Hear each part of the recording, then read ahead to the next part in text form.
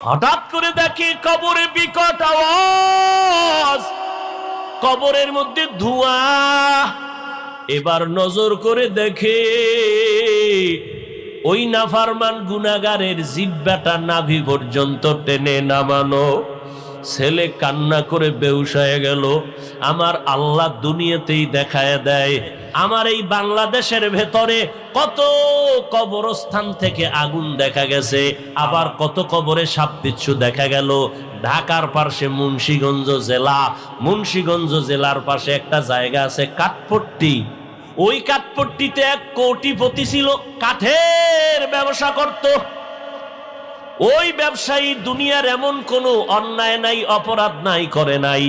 মসজিদের জন্য টাকা চাইলে গালাগালি করত, যাত্রা প্যান্ডেল করতে গেলে টাকা ঢাইলা দিয়া দিত।